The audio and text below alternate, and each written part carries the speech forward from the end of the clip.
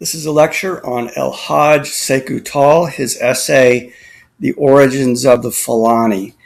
And there you see a photograph of Taal taken in 1997. And Taal, before he died about a year later, 1998. And before he died, he gave to me a number of his papers to translate and publish.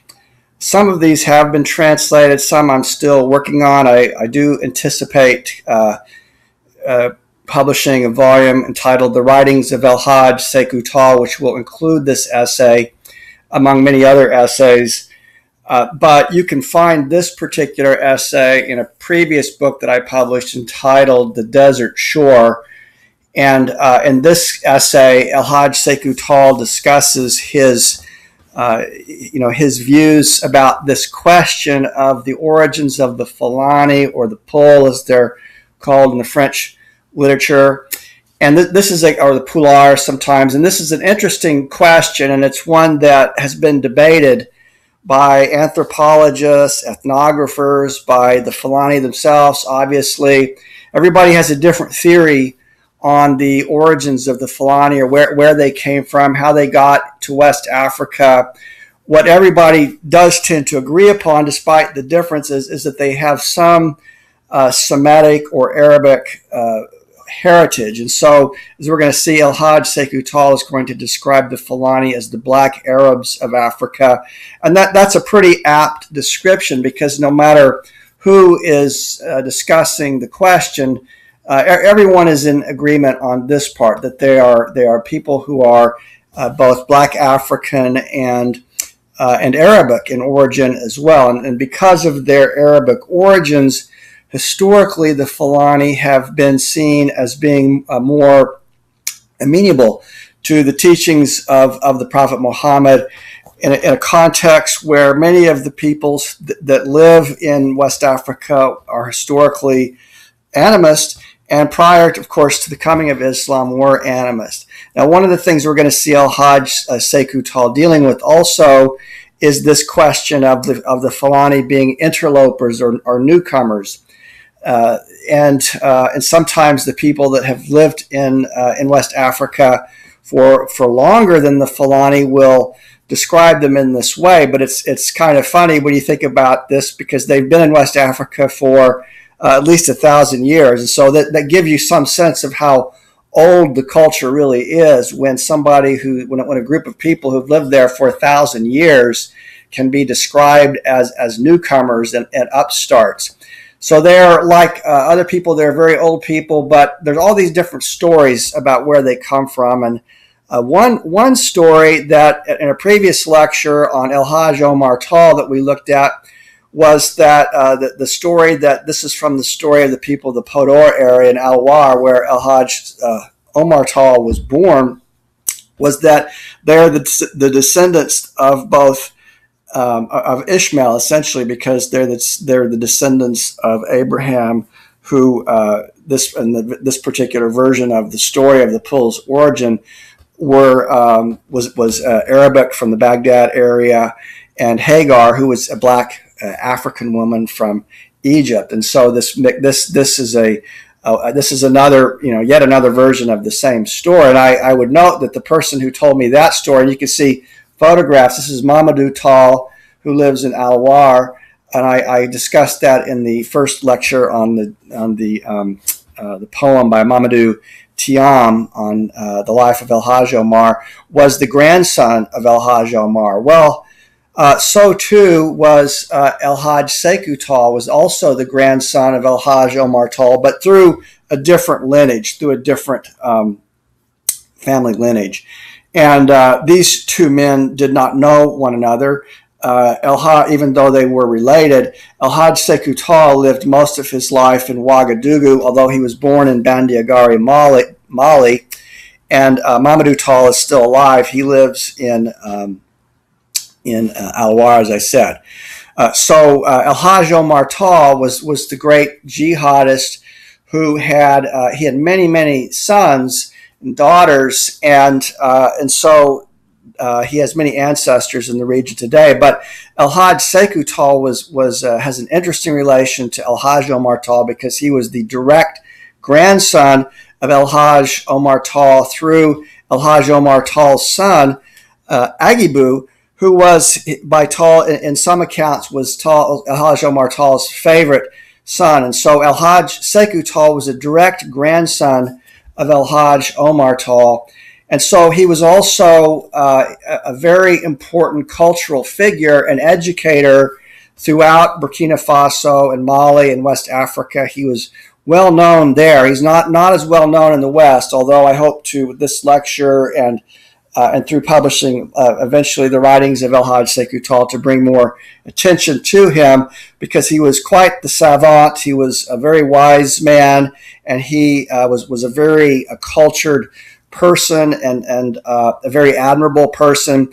So we'll look at what he has to say about this questions of the origins of his people, the Fulani, in this particular lecture from his own essay on the origins of the Fulani, which he wrote in French, and I've translated into English here. And again, as I said, you can find the full text of this in a book entitled The Desert Shore, Literatures of the Sahel, along with another essay by El Hajj Sekou Taal, which is actually a narrative of his travels in the former Soviet Union and also India.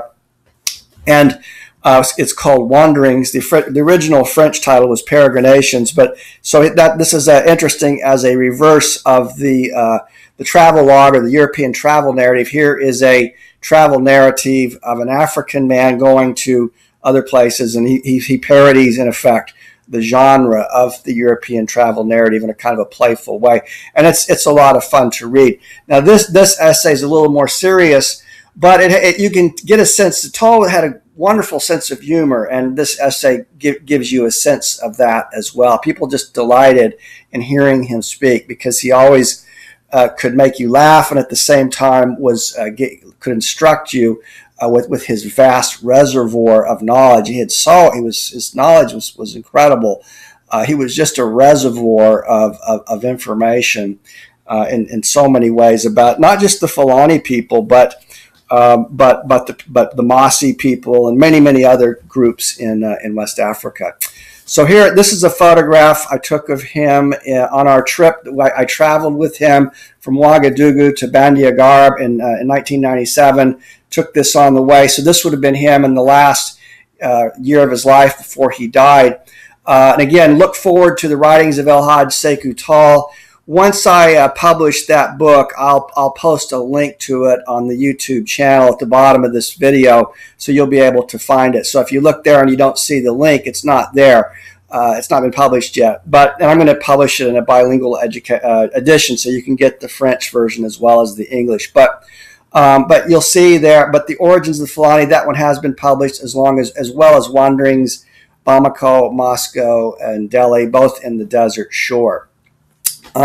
There's also an interview that El Hajj Sekou Taal. There are other pieces as well, but he did an interview on the Malian novelist Yambo Ouologuem, where he gives his thoughts on Yambo Ouologuem. You can see he was born in 1913, died in 1998. It's now been, at the time of this lecture, it's been some 22 years. Hard for me to believe, but 22 years have gone by since he's passed. I met him in 97, actually in 96. We traveled together in 97. And I note, if you note this different spelling, I put this because El Hajj Sekou Taal himself, this part of West Africa was colonized by the French, and so he used the French spelling. So I'm using the spelling that he himself used. But in English language literature of El Hajj Omar Taal and the Fulani, or the Peulh, you'll often see the name Taal spelled with two A's and T-A-A-L. Sometimes you'll even see it with just T-A-L. But it's all the same person. This is one of the things about when you're dealing with a lot of the scholarship in West Africa is written in French. And when you're working with these texts in English and the scholarship on it, you have to always deal with this question of the English language spelling versus the French language spelling.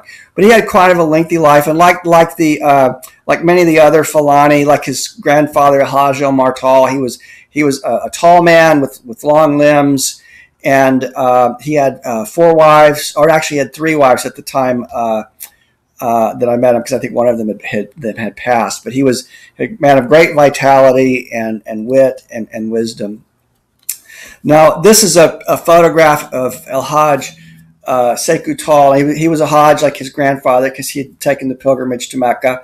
And this is an essay entitled that he wrote, that I draw your attention because I have another lecture that is in the same series on the Burkinabe poet and dendrologist Tatinga Frederic Passeri, also a lawyer, very, very well-known poet and lawyer from Burkina Faso, although Masi. And El Hajj Sekou Taal contributed in a contribution in a conference that was being held on Passeri in a volume that was later published by Albert Ouédraogo, entitled Mélange ouvert à Maître Tatinga Frédéric Passeri, or Mixed Offerings Given to Passeri. And his essay was entitled, his intervention was entitled Mysticism, African Conceptions of the World, and Similarities in the Work of Tatinga Passeri, or Maître Passeri, the lawyer Passeri. Now, I mentioned this one here because it's very interesting that in this essay, Taal was a staunch advocate. There was some criticisms that some had that had been ventured about Passeri's interpretation of the language of the talking drums, and so Taal came to his defense in this essay. But I mentioned this in passing because Passeri is a staunch defender of traditional animist Masi culture. And so here you have the grandson of El Hajj Omar Taal coming to the defense of essentially a Masi, a more traditional Masi, could use the word animist, philosophical view. And we know historically that his grandfather El Hajj Omar Taal, before he died in Degambari, not far from Bandiagari, Mali, was planning on taking his jihad further east to Ouagadougou, to the Masi people, whom he viewed as animists. So I think that reversal gives you some sense of a kind of a transformation that had taken place in the generationally speaking, in perceptions about traditional African society in the generation, say, of El Hajj Omar Taal's grandson, El Hajj Sekou Taal, by which he advocated a viewpoint of tolerance, and like his relative Tierno Bouker Taal and Amadou Hampaté Ba, who was El Hajj Sekou Taal's cousin, one of the things all of these great writers and philosophers had in common was that they all were advocates of tolerance, and this viewpoint. This idea about tolerance, people living together and tolerating differences, was articulated in the aftermath of this very devastating conflict between the Messina Fulani and the of Hamdallah and the Tukulare Fulani from the Fouta Tor and the Fouta Jalon, and who got into this terrible, tragically terrible sectarian conflict in which devastated the country and then paved the way, allowed the French to more easily colonize it. And so in the aftermath of El Hajj Omar Taal's jihad, what really developed among the generations that followed was an understanding that tolerance and peace were very important. And I think this is worth bringing to our attention now, given the context of what is happening, unfortunately, in Mali and in Burkina Faso, in the aftermath of the United States and NATO's disastrous attacks on Libya that destabilized the region. And now we have a time where people are living through a time of violence and terrorist attacks. And that's precisely what this kind of intolerant interpretation of Islam that many of the Ansar Deen and Mojwa and Al-Qaeda and the Islamic Maghreb and some of these other extremist groups have brought to the region. It was precisely Taal he spoke out on behalf of tolerance precisely in fear of these kinds of things happening, and an awareness that tolerance and peace are very, very important. And so when we think of Hajj Sekou Taal, we're thinking of a great philosopher of tolerance, just like Tierno Bouker Taal, his relative. And I think my hope is that in days to come, as when this situation that unfortunately we're going through right now in the Sahel passes, that the newer younger generations will look to Hajj Sekou Taal, they'll look to Tierno Bouker Taal, they'll look to Amadou Hampaté Ba as figures who'd already thought through some of these questions and came out on the side of tolerance. Okay, we'll continue with that. But here's an image of Hajj Omar Taal, the grandfather of Hajj Sekou Taal. You can see he lived from 1797, or it was or 8. It's some debate about that. To sorry, I left a letter out there, but to 1884 when he was. I don't think that's right, actually. I'm sorry, I got the date wrong there. But he lived a long life as well before he died in Digambaré. And you can find out more about that on my lectures on Mamadou Thiam's The Life of Hajj Omar Taal. And these are also published in the archive of the Umari and Tijani, along with other accounts of the jihad of Hajj Omar Taal. These are eyewitness accounts of his jihad. This is a book of about some 500 pages. It's also available electronically, and it will take you deeper into the question of what took place in Mali in the 19th century. About the time of the American Civil War was the time that the conflict also that destabilized the region in Mali was taking place. So it was exactly the same time as Americans were slaughtering one another in the United States. Regrettably, West Africans were killing one another in the Mali area. So it's a very, very tragic period. Now here is the founder of the Tijani order and there's a picture of Hajj Omar Taal as a younger man. But the founder of the order was Ahmed Al-Tijan, who was lived in the Maghreb areas, today buried in Fez, Morocco. And it was he that founded the order, but he didn't bring it to West Africa. It was Hajj Omar who journeyed to Mecca, studied with one of the talibs or disciples of Ahmed Al-Tijani, a man named Muhammad Al-Ghali, and brought back the teachings of Ahmed Al-Tijan to the Sahel. I mean, he'd been aware of the teachings of the Tijani before, but he brought them back, and he was the one who was responsible for disseminating these teachings on a very wide basis. And so the strong presence of the Tijani today was attributable to the grandfather of Hajj Sekou Taal, Hajj Omar Taal. And here you can see an image of his empire, Hajj Omar Taal, during his period of where the empire was at its apex, and it was indeed an enormous tract of land that had fallen under his. It fell within the borders of the empire that he founded. Although you can look there to see Fouta Toro up to the left corner. That's where the Senegal area. That's where Hajj Omar Taal was originally from. Although he was buried closer to Hamdallah near Digambaré, which is also where Bandigara is, where Hajj Sekou Taal was born.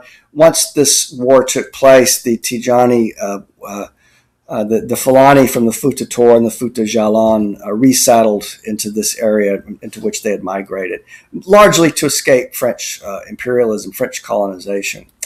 Now here is Aguibu Taal. He lived from 1843 to 1907. He was the son of Hajj Omar Taal, his young son, and also, by some accounts, again, his favorite son. And there was a famous story where he set Aguibu on his knee, and he said, I protect him like a vulture protects its smallest chick. I don't let anybody get too close to him. But so he was very fond of his son, Aguibu. Aguibu, after his father died, he ruled in Bandiagara. He worked with the French in Bandiagara to rule this part of Mali, or to control it. And so he was also the father of El Hajj Sekou Taal, who is the subject of this talk, and who wrote this essay, The Origins of the Fulani. Now there's Sekou Taal in the blue, seated on the ground, seated in a chair, excuse me. You can see that wearing glasses there on the right, and he was second in line to inherit the baton of El Hajj Omar Taal. And there is his brother, I believe his name was Muntagar, seated in the chair with the baton or the staff of El Hajj Omar Taal, and and some of the personal items that belonged to El Hajj Omar Taal, including his Quran. Well, El Hajj Sekou Taal was second in line, which is to say that he would have been the one who would have been chief at Bandiagara. The baton would have passed on to him. But instead it was his brother was just a little bit older than him, but it went to his brother, and he died before he could inherit the baton himself.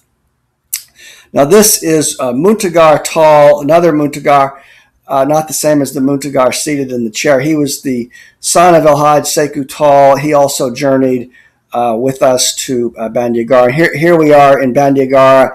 I took this photograph in front of the Tata, or the fortress of Aguibu Taal, which would have been Muntagar's grandfather and El Hajj Sekou Taal's father. Now you can see it's in pretty bad shape here. It was in tatters in the mid-90s, but on the right, you can see what it looks like today, because it has since been restored. And on the left, you can see what it looked like during the time of Aguibu's reign at Bandiagara. But it has been restored. And you can see there it has architecture very similar to Djenné. It's the adobe architecture that you see throughout this part of Mali and the Sahel. Here's El Hajj Sekou Taal again. He's seated in the middle. There's his brother, the chief at Bandiagara, Muntagar, at this time in the mid-90s. And another relative of his, I'm not sure, I can't recall what this man in the white, what his name was, but they were all relatives, and all in the lineage of El Hajj Omar Taal to receive the baton and be chief at Bandiagara. Again, this is from the same compound in Bandiagara. So this gives you a sense of what the Fulani looked like, and what this area that they lived in looked like. This was a wedding that we came across while we were there. You can see the woman with the traditional tattooing on her mouth. So this was just a very traditional Fulani wedding in Bandiagara in the mid-90s. But you might note there the varying complexions of the Fulani. You can see the Arab heritage, but it's never, there's a lot of different shades of coloring among the Fulani people. This is something that El Hajj Sekou Taal discusses in his essay, The Origins of the Fulani, which is again due to this mixed Arab black heritage. Here's El Hajj Sekou Taal. This is what the family, I think this is his brother we passed through in Burkina Faso, but this gives you just a sense of what he looked like, and what Muntagar looked like, and his family members looked like. All right, now Amadou Hampaté Ba is better known than El Hajj Sekou Taal. He's a very famous African writer. He was the cousin of El Hajj Sekou Taal, and he was from Bandiagara as well. So they all grew up together. They went to the, like they call l'École des Otages, or the school of the hostages. These were the schools where the French, wanted the sons of the chiefs and the best and the brightest to attend in order to engineer what I discussed in a previous lecture on Sankara and Norbert Zongo was called the Comprador class. So they were intended to serve this function, and many times it didn't turn out quite the way the French wanted it to. But Amadou Hampaté Ba, who lived from 1900 to 1991, also lived a very long life. He was slightly older than his cousin, El Hajj Sekou Taal, but they knew each other. They grew up in the same town, And these are, I just mentioned the text that I mentioned here. I'm drawing attention to those that are translated into English that you can find. The one I would recommend perhaps the most is one called A Spirit of Tolerance, The Inspiring Life of Tierno Bucher. This is Tierno Bucher Taal, also a relative. He would have been their uncle. And he, you can see this was translated. The original version was published in French in 1957, but it was more recently translated into English. And this gives you a sense of this philosophy of tolerance that developed at this time, and that all of these thinkers, Ba, Tierno Bucher, Taal, and Hajj Sekou Taal, they all embraced this idea of one must be tolerant of difference, and they embraced, unlike the Hajj Omar Taal, they embraced a much more peaceful interpretation of Islam and a worldview that was against fighting, because they'd seen, they grew up in the shadow of what took place in this terrible, devastating conflict in central Mali between Messina and the Tukulere of Senegal and Guinea. The Fortunes of Wangren has been translated into English. This is a wonderful story, very funny, and you get a sense. It takes its theme of this idea of a kind of Wangren is a kind of a comprador, and you can see though he's a trickster. He plays it both ways, and so it's a very funny and insightful look at how the men, and particularly the men of this generation who were caught in the middle of colonization, French colonization, and the demands of their own communities, had to sometimes play it both ways. And so Wangren is a kind of a trickster. And Kadiara is an interesting, this has also been translated into English. This is a Fulani initiation epic based on, it's interesting that it's based on on a version of the tarot cards, the Kabbalah, in effect. And so it provides yet more evidence of a kind of a Palestinian origin of the Fulanis, that even their initiation epics originate from the Middle East. But okay, anyway, you can look at now. L'Enfant Peulh, the Fulani Child. This is a wonderful novel. Unfortunately, it's not yet been translated into English. I tried to acquire the rights a few years ago and was not successful. I hope someday it does appear in English, because this is a wonderful novel as well. And then you can see what Ba himself looked like in this image here. This is a photograph of Bandiagara. Again, I took this in '97, and this is the home of a Malian writer named Yambo Ouologuem, who you see in this picture. And the trip that El Hajj Sekou Taal and I took to Bandiagara and to Mopti, Savari, where Yambo Ouologuem lived, is recounted in this book, A la Recherche de Yambo Ouologuem, also translated into English as In Search of, or written originally in English, translated into French, In Search of Yambo Ouologuem, and then a volume of Yambo Ouologuem's writing. Now, Yambo Ouologuem, he was the reason why I met Sekou Taal, because at that time I was doing research on Yambo Ouologuem, and I didn't really know that much about Sekou Taal, but it was through making the acquaintance of El Hajj Sekou Taal that I met Yambo Ouologuem. And his writings, he is a Tijani as well, from Bandiagara, grew up in the same village. I like to compare the village to like the Concord in the American, and if you compare it to, say, American literature, we had a village where Henry David Thoreau, Herman Melville, Nathaniel Hawthorne, Ralph Waldo Emerson all lived in the same town, Concord, Massachusetts. And in a similar way, Bandiagara was a village where there were a lot of great minds that came out of that village. Yambo Ouologuem was one of them. Now, he was not Fulani, he was Dogon, but he's an interesting figure as well. Here's a picture taken on that journey. You can see El Hajj Sekou Taal there on the left, and next to Muntagar, his son, and then in the middle on the right is Omar Timbali. He was the uncle of Yambo Ouologuem. He has since passed away as well. This was a muezzin at a mosque in Dogon country. A muezzin is the one who makes the call to prayer. He was a blind muezzin who makes the call to prayer 5 times a day. So most Dogon are animist. but some, like Yambo Ouologuem, come from families who converted to Islam, and this is how.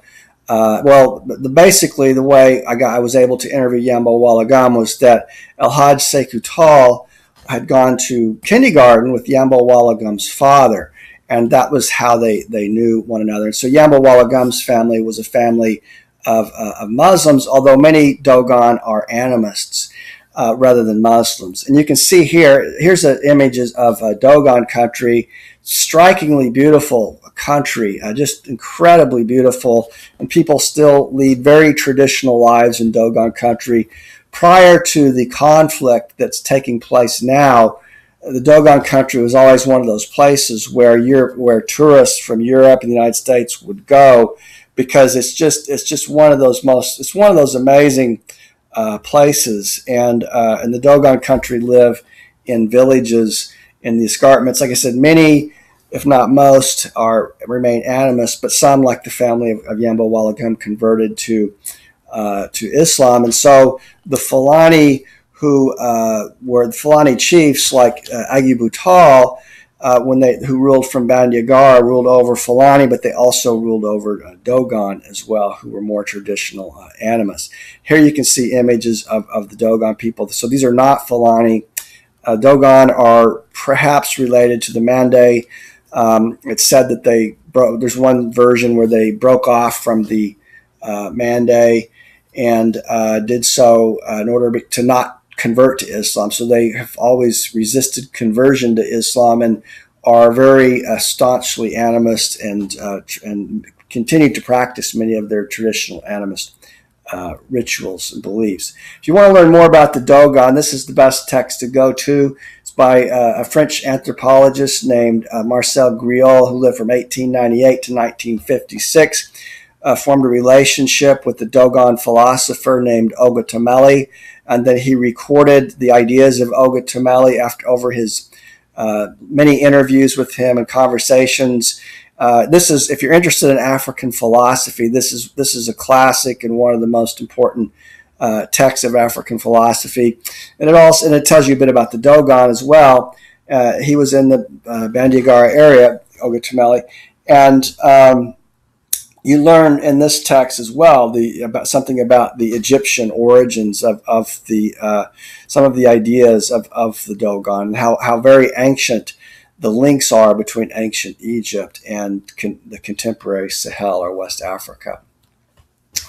Now, now we're going to home in on the writings of Taal now, and here is from the origins of the Fulani. Here's how he himself discusses the origins of the Fulani. He says, in Africa, the Fulani's habitat is linked with that of cattle.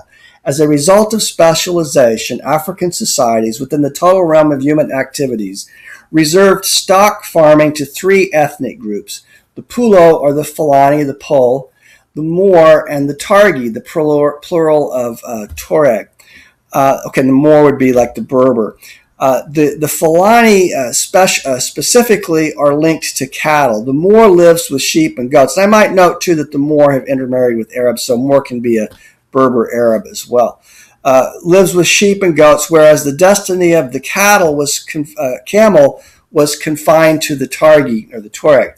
Nomads and shepherds, the Fulani must, in obedience to the process of adaptation, dwell in a hut or a tent in the savanna or in regions near the desert, in places where tender herbs and thistles grow with which to feed their beasts, not far from saltpeter needed for animal cures during transhumance. Now, he observes here, as many have observed, that the Fulani are the cattlemen of the Sahel. They're very closely linked to cattle and to milk, to cheese even, and to the raising of cattle, whereas the Tuareg are linked to the camel.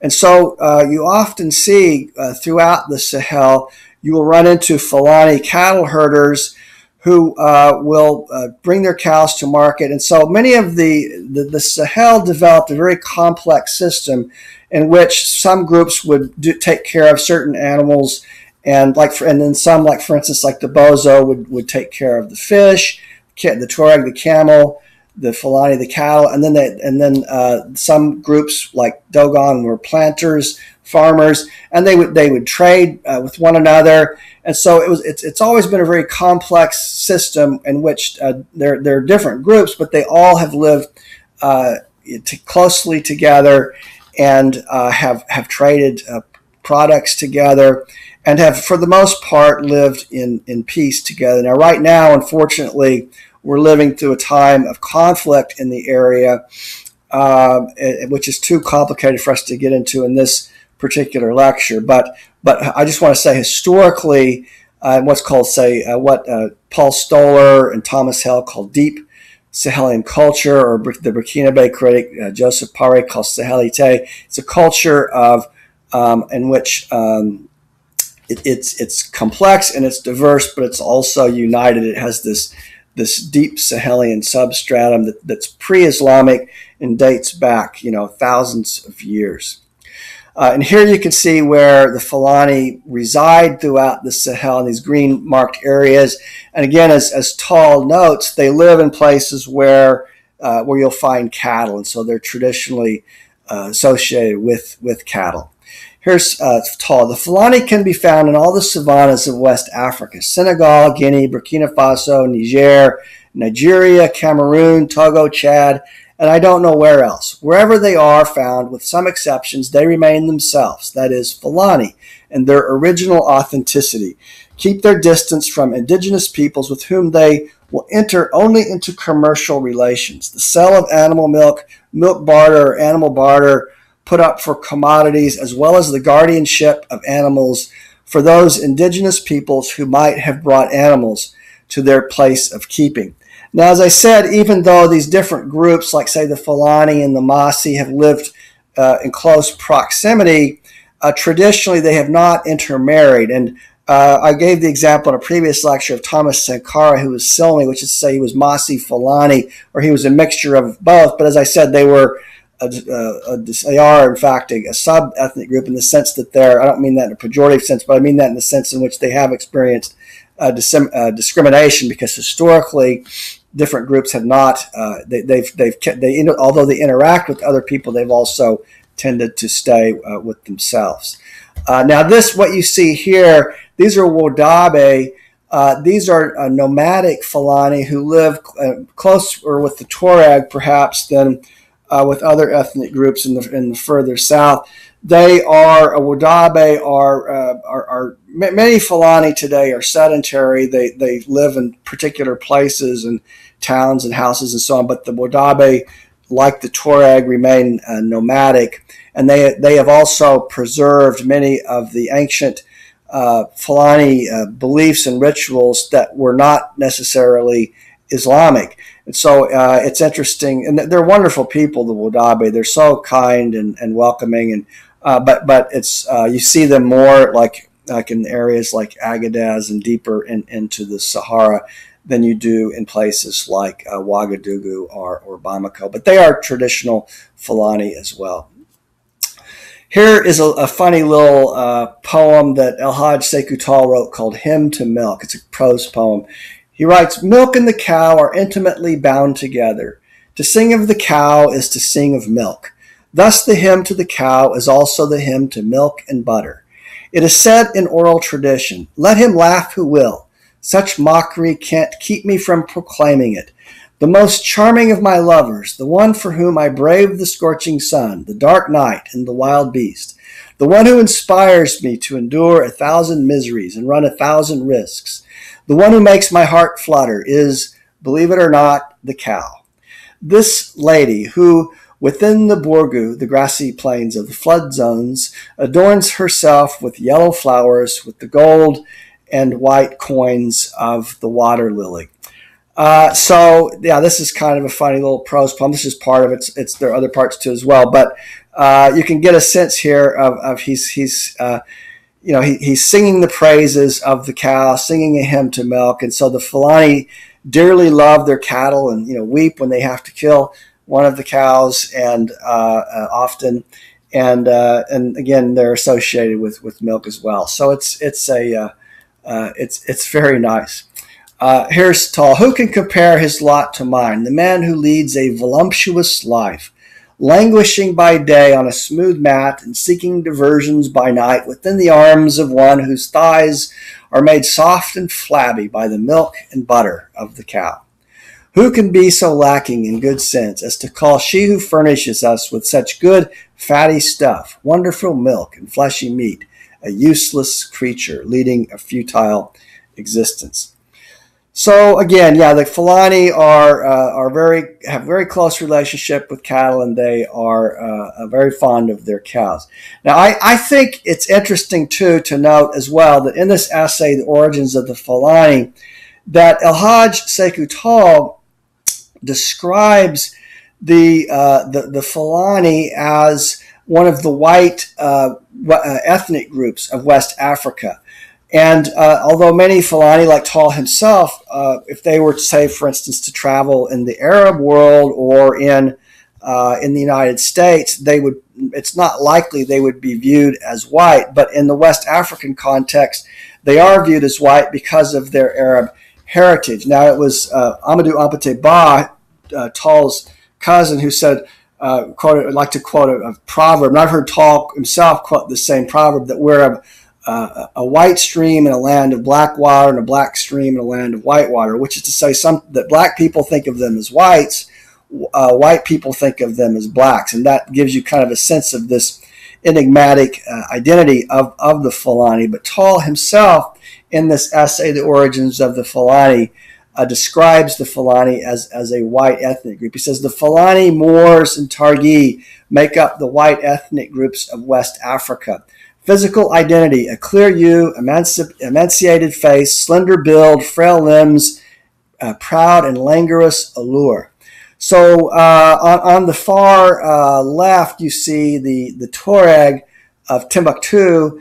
They're also next to them. The man that is there without the headdress is also Tuareg, Berber Tuareg. These are Tuareg women as well, in the brown. And then on the far right, those are Fulani women. You can see, or Fulani girls, and you can see, one of them is more dark, one of them is a little bit lighter. One never knows in the Fulani family what kind of complexion. It's just like, that's how genetics are. So anyway, it's this black Arab identity. And I think it gives us also a sense of how complex the question of race and racism is in this part of Africa. What exactly is meant by race? What exactly is meant by to be that one is white? Well, Taal saw himself as being white. I think that's very interesting to think about. Here's Taal. He says, to the extent that they are white or brown and even baked black by the sun, we find differences among the Futanke or the Tukulere, that is, those Fulani originally from the Turkur, which would be the Senegal area, or the Senegalese Futa. And then the Dialoube of the Futa Jalon, this would be the Fulani in the Futa Jalon in what is today Guinea. Adama Unanke of the Adama and Ua in Cameroon, those who come from Boro in Niger, the Messinake. He's talking about here the Messina of Mali. This would be the Messina Fulani of Hamdalai, or the Peulh of Passore. In fact, all these groups share the same mother tongue of Fulfulde, the Fulani language, even if that language has suffered deformations from its original purity because of inflections, consonances, and borrowings from strangers that were later modified. Whatever the case, one always remains Halpular, a Fulani speaker, or a full-fledged Fulani. And so it's interesting here, too, to note that he's also defining Fulani not in racial terms, but as those who speak a particular language. You find the same dynamic in the Arabic world when one asks, for instance, during the Pan-Arab movement, one asks, well, what exactly is an Arab? And traditionally, the more progressive articulation of that question would be an Arab is someone who speaks an Arabic language, even if, let's say, you're Circassian, which would be Muslims from Russia who migrated to, say, Jordan and Israel, Syria area, but who think of themselves as Arabic because they speak Arabic. And so finally, he's saying, well, if you're a speaker of Fulfulde, that you can have some claim to the same identity as well.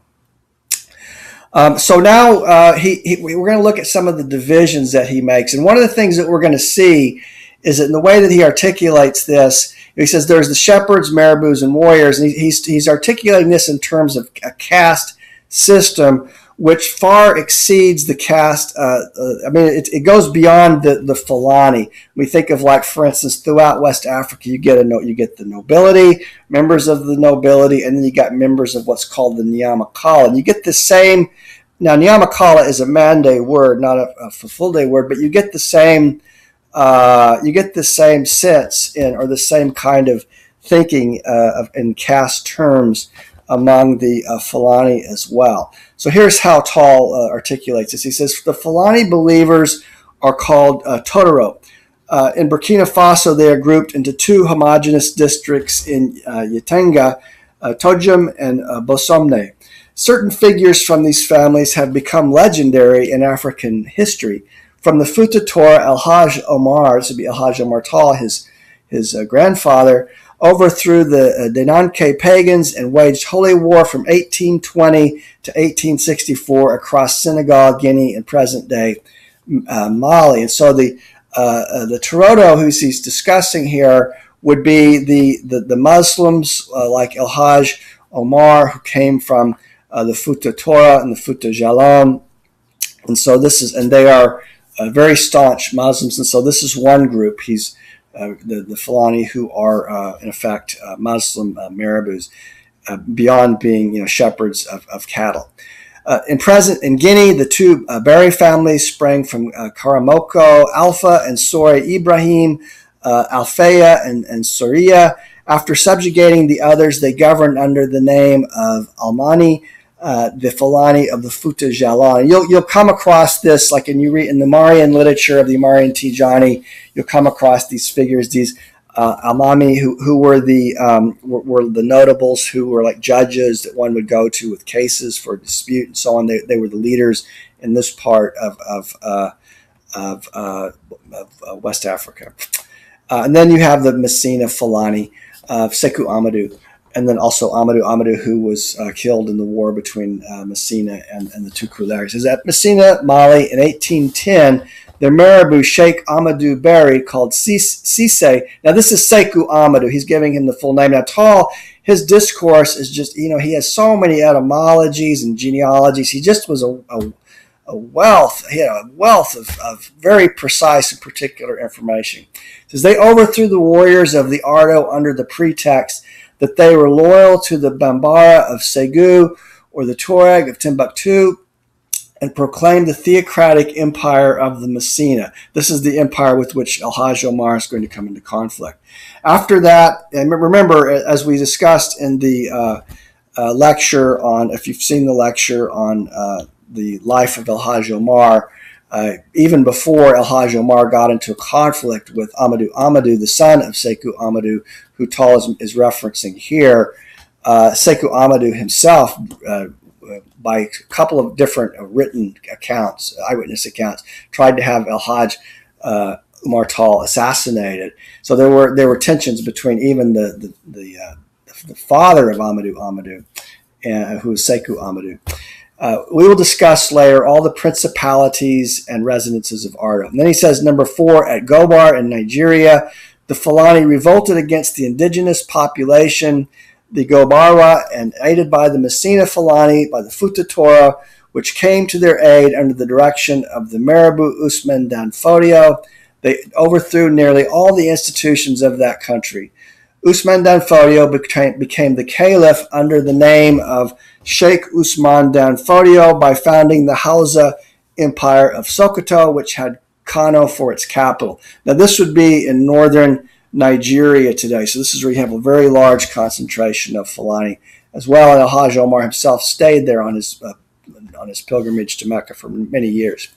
His lieutenant Adama furthered his empire as far as Cameroon, to that region that bears his name, called Adumoa, in the language of the house of the region of Adama. And then 5, after the Ardo Fulani warriors, Totoro believers, and the Marabous turned sheikhs and preaching holy war, we have the caste of Fulani farmers, given that they follow after the cattle, sheep, or goats, and are called the Nayinkan Kube, the Belen Kube, the Bayan Kube, and so on. All these, by virtue of their status as shepherds, are called Fulb Nuriue, or Fulani living in the bush. Sylvestre Fulani. Okay, so now we have that's one caste, and now we have this other caste, and this would be a lower caste. Think of it as a caste society or class society. This would be the lower caste, not the nobility. Those who are neither shepherds, warriors, nor marabouts are grouped within society among the inferior and constitute the caste. That is the society of workers, which consists of the following. Okay, so note again, he says straight up here, he says that this is the inferior caste, and historically that's the way it's been. It's that the Sahel does have this caste system, which is a hierarchical system in which the nobility are above the what I call here the Nyamakala from the Mande, the members of this lower caste, and the same kinds of distinctions that are made here: the blacksmiths, weavers, cobblers, carpenters, fishermen, former slaves, tillers of the soil, then the musicians, singers, the griots, for instance. That these are the same distinction you'll find in Mande society as well. That those who belong to these occupations, and remember, one inherits, like for instance, you're born into a griot family, you become a griot. You're born into a blacksmith family, you become a blacksmith, and so on. It also includes tanners, for instance, people who and hunters, people who work with hides. Here you can see in this image some of these different peoples of this caste. You can see the man playing the. It's not a. I think that's a molo there. With in the blue, and then you can see a man weaving baskets, and you can see tanners with leather. You can see there a blacksmith on the far right, fishermen, farmers. That these are all members of this lower caste, but we could think of more generally the more general term for this is the Nyamakala.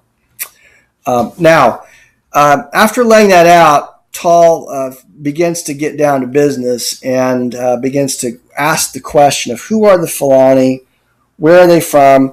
Now, some say they're from Shams, which is Syria, but another way of saying this is they're Palestine. Now, they're Palestinian, of Palestinian origin. So this raises the question, what exactly is a Palestinian? And he's going to meditate on this. He says, ethnographic accounts have always occupied themselves with the questions of the root words ful, fula, pul, which became the means for investigations to research and determine the origins of the Fulani. Thus, the Fulani's origins have been situated sometimes in Egypt, sometimes in Abyssinia or Ethiopia, sometimes in Palestine, or they have been made to coincide with the exodus of those who wished to make the Fulani's birth appear to happen in biblical times. So, for instance, there's one account that when after Moses, when Joseph was in bondage and the Hebrew slaves were in bondage in Egypt, then the descendants of Joseph became the slaves of the Egyptians, and then the prophet Moses came along and they left Egypt in search of the promised land. That there's one legend that there was a group of Jews who broke off from, or Hebrews, slaves who broke off from the followers of Moses and went to West Africa instead of back towards Palestine. That's one story. There's a lot of these legendary accounts, but the basis of one of the main basis of the claim that the Peulh or the Fulani or Palestinian is the etymological root of this word itself, which is linked to Philistine, or the Philistines. Let's say in the biblical text, like the Philistines were the enemies of the Israelites, and so on. Palestinian, Philistinian. This was also a term that the Romans gave to the original inhabitants of the area, who are still there, although now regrettably living under Israeli occupation. So here you can see a map where you can see where Israel is, the West Bank. Of course, where Israel is today, all of this would have been Palestinian era prior to the modern period, before the colonization of that area by Israel, by the Jews who were escaping Europe, the Holocaust in Europe, or the Shoah. But in any case, this is the region we're talking about. You can see Syria. So this is one version of the story of the Fulani's origins. And as I said, the Kadiara, it's really interesting. If you look at Kadiara, you can see it's based on the tarot. The tarot cards are also from the Kabbalah, and Kadiara is very similar to tarot cards, the images that appear, and also the iconography of the Kabbalah, which is a Jewish book of mysticism. And there are different versions of this. There's one that comes from Spain, when Spain was a Muslim country, but there's a second century Palestinian version of it, and the Kadiara that is that Amadou Hampaté Ba recounts, and it's now been translated into English, seems to be based on this earlier, not a Spanish version of the Kabbalah, but a version that is far older than that comes from Palestine. Here's Seku Taal again as he's reflecting on this. And we're going to see he's going to reject this hypothesis for reasons we'll see. He says, Honorius, he's quoting a scholar named Palmer, in the year 400 mentions that a people called Barzu Fulani were widely known as the Eastern Jews throughout the Maghreb. They made up part of the nomad tribes, disciples of Judas in North Africa, bearing the names of Philisti or Filici, whereas the Berbers of Tlemcen call them Fulasans. The roots ful and pul serve to designate those with white skin, the Semites, those Judaic folks. A Bible dictionary indicates that the Philiston or Philist were considered shepherd kings. Sometime after that, the Philistines, or even the Fulastata, Sata, or Fulasta, or Pur Asata, settled on the Levantian coast, which became Philistia or Palestine. In the Old Testament, one calls the people of Abyssinia Put, and the country of Abyssinia is called Punt. In general, Punt designates the people that one relies upon for mercenary reasons. Okay, now the Greeks translated the word Philistine to mean all tribes in revolt against Israel. This is Taal speaking here. Punt, Pul, or Fula signify strangers and have roots from which derive names given to the Fulani in order to link them with the Israelites and attribute to them a Jewish origin. However, the Fulani themselves refuse to be labeled as a people without origins, and they vehemently insist upon their ancestral lineage to Ugbata ibn Yasuru. Now, let's note here, so he's saying then that the word Philistine, the Philistines, was a kind of a catch-all term to mean all of those who were in opposition to the ancient Israelites. And so he's not himself comfortable. He doesn't like the idea of this origin, and he doesn't like the attribution of the Fulani to Palestine, and also to having a Jewish origin. Now, in Le Devoir de Violence, or The Duty of Violence by Yambo Ouologuem, who was this writer that Taal introduced me to back in the 90s, in the Duty of Violence, or Le Devoir de Violence, Yambo Ouologuem speaks of the black Jews, and he has this wonderful parody of all of these messianic stories about the Fulani's Jewish origin and messianic tales that are connected to that, like those, say, of Seku Amadou, who had the Tariq al-Fatash altered to make it appear that he was himself in this kind of messianic lineage. And so Yambo Ouologuem, or if we take El-Hajj al-Marta, who called himself Sheikh al-Mortada, which means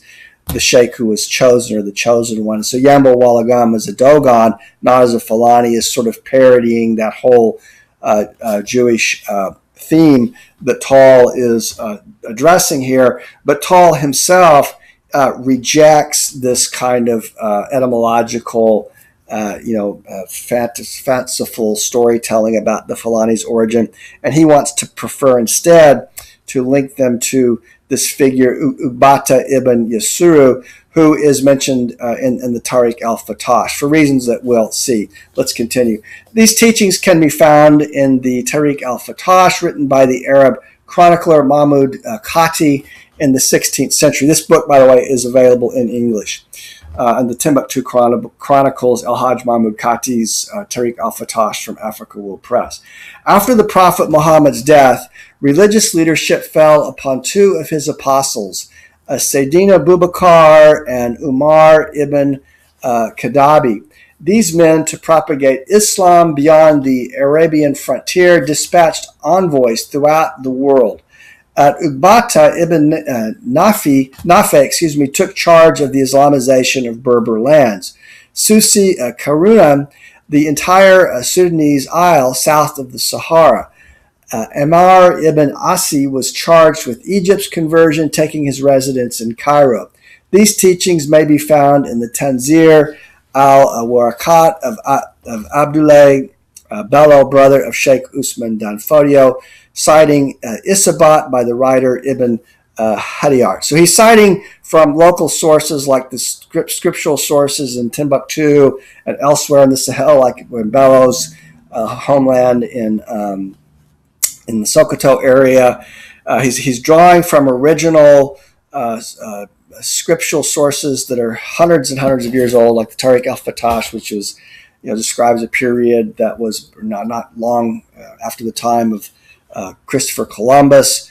And he's going to say instead that he's going to link instead the Fulani's origins to, in this more Islamic version of the story, to the uncles of the Prophet Muhammad, who were said to have come to the Sahel and have married with local women. And so they become, in this sense, the Fulani are still black Arabs, but in this case, they're black Arabs because the uncles of the Prophet Muhammad brought Islam to the region and intermarried with local people. And this also then establishes a kind of a Sharifan lineage, which these kinds of Sharifan genealogies, which are then used to substantiate claims to nobility by linking individuals to the family of the Prophet Muhammad, which makes them in effect Hashemites, like say the king of Jordan, who's also said to be a Hashemite. So this is the preferred version of the story that Taal is going to embrace. Now here you can see this is the Tariq al-Fatash. You can see on the far left in its original Arabic, and in the green there in the middle was the French translation, which occurred about 100 years ago, and then the English translation that you can get from Africa World Press. This is authored by Hajj Mahmud Khati and his ancestors, one of his sons or grandsons, and this covers the period of 1493 through 1599. Its official title is The Chronicle of the Seekers, serving as an account of the town's armies and leading figures of the Takrur. So it's this text that Taal is drawing from to establish this genealogy that links the Fulani's origin to the uncles of the Prophet Muhammad. Here he says, Umar ibn Kadabi and Ugbata ibn Yasuru were thus designated as delegates of the West. All these countries between Arabia and the Senegalese Fouta, later called the Takrur or the Takoro, were conquered and subjugated to the Islamic cause. The Fulani are thus indicated in the Tariq al-Fatash as a mix of Arab and black. They are black Arabs. Okay, so whether we get the story, however you slice it, it tends to come back down to this, that the Fulani are both, they're a mixture of black peoples and Arab peoples, but these stories tend to they serve to also consolidate one's standing in society by again having an established genealogy linking one to the family of the Prophet Muhammad. And this is the direction that Taal goes to, rejecting the connection to Jews or to Palestinians. And then he gets to as we get to the conclusion of this, he says, at the end of this long expose, it is no doubt obvious that the Fulani have been taxed with the charge of homelessness within certain settings. This is this claim that some indigenous groups make, that they're upstarts or newcomers because they've only been there 1,000 years. By those who are misinformed and have evil intentions, those spiteful and extreme xenophobes who thrive on the fringes of all communities by promulgating reports based on mere speculation. Similarly, in Moray, which is the Maasai language, in Jula, which is a form of linked to the Mande, we hear injurious, insipid, arrogant, and retrograde slogans that are always uttered at the worst possible moments that signify the Fulani or a homeless people. So some of these other groups that have been there longer have these kind of idioms, slogans that denigrate the Fulani as being, homeless or upstarts, newcomers, sometimes the wily red ones, because the hue of their skin is said to be red rather than black. But he says, now note, he says, but in Burkina Faso, the context from which he's speaking, where he lived most of his life, who can boast of not being homeless except the Yoyantsi? Now, the Yoyantsi are the ancestors of the earth among the Maasai. These are the oldest of the Maasai who were there longer than any other group. And so he says they're the only ones that have an actual claim to being home. Now, remember, we're talking about a very, very, very old society. So we say, well, the people that have been there 2,000-3,000 years. So this gives you, it's interesting because it gives you a sense of just how very ancient this culture really is.